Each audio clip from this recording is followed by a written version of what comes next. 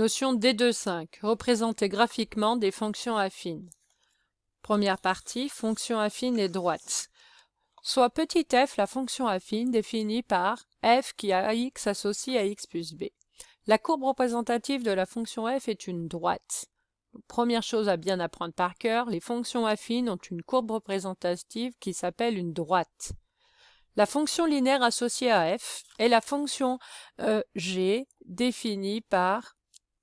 Alors, je remets...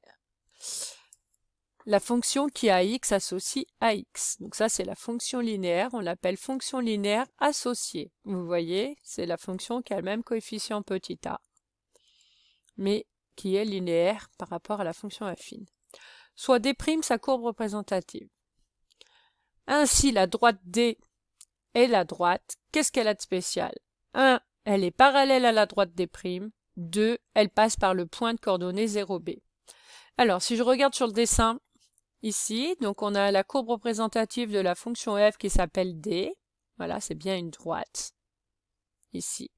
Ça, c'est la courbe représentative de la fonction g, qui est la fonction linéaire associée. Donc, il y a le même coefficient directeur, le petit a.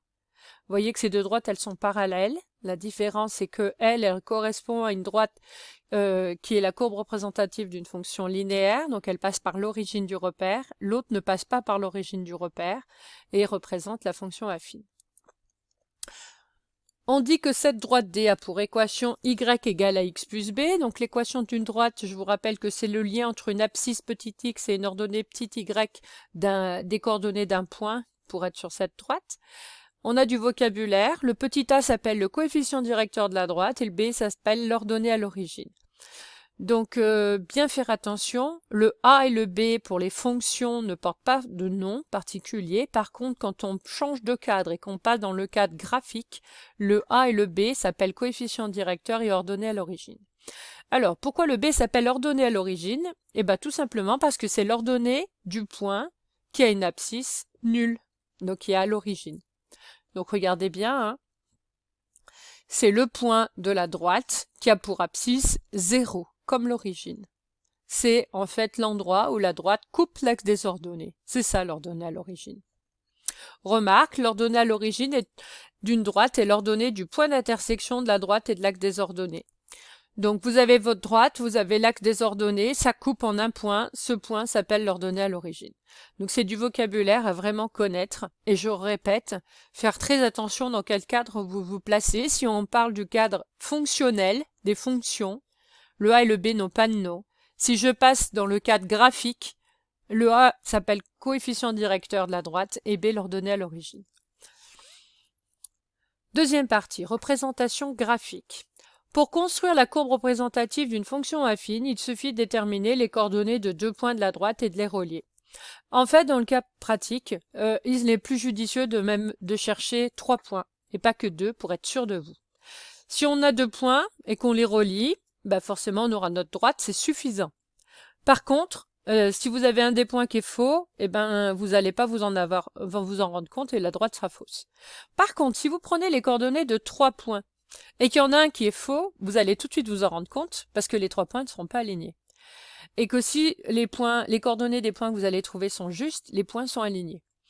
Donc c'est plus judicieux. C'est pas obligatoire, hein, puisque 2 c'est suffisant, mais 3 c'est pas mal parce que ça vous permet de vous assurer que vos points sont justes.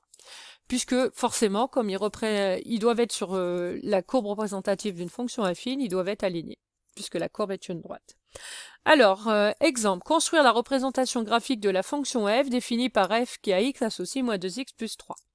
Donc c'est à vous de choisir ce que vous voulez, de faire 2 calculs d'image pour trouver les coordonnées de 2 points sur la courbe. Alors, il y en a un qui est judicieux, qu'il faudra toujours prendre, c'est l'origine. Parce que plus le calcul est facile, plus on gagne du temps. Donc je remplace le x par 0 pour avoir un calcul le plus facile. Donc moins 2, 0. Je rappelle que entre, c'est bien un produit. Voilà, plus 3. Calcul prioritaire le produit, moins 2 fois 0, ça fera 0. Il me reste 0 plus 3. Donc là, c'est f de 0.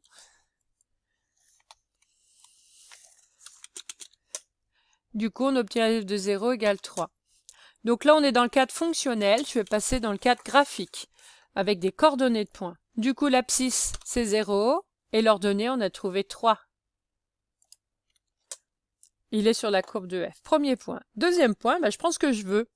Ce que je veux, mais il faut que ça soit réalisable. Par exemple, si vous prenez f égale 53 et que le point pour ordonner moins 112, vous ne pourrez pas le placer sur votre dessin. Donc, il faut prendre des points dont les calculs d'image soient pas trop grands ni trop petits. On a placé le point qui a pour abscisse 0. Donc, faut pas prendre un point non plus trop proche de cette origine parce que je vous rappelle que si vous prenez 2 points trop proches, la précision, elle n'est pas terrible. Donc, plus vous allez prendre des points éloignés, meilleure sera la précision. Donc, ici, j'ai choisi la valeur 4. Donc, j'ai calculé l'image de 4. Donc, je reviens avec ma fonction, moins 2x plus 3. Donc, moins 2 fois 4 plus 3. Moins 2 fois 4, calcul prioritaire, donc je le souligne. Moins 2 fois 4, ça fait moins 8, plus 3.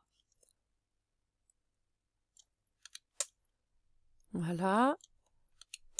On obtient du coup moins 5, qui sera facile à positionner.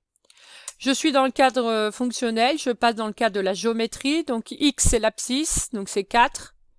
L'ordonnée, j'ai trouvé moins 5, ça sera mon deuxième point. Maintenant, je place les 2 points et je les relie.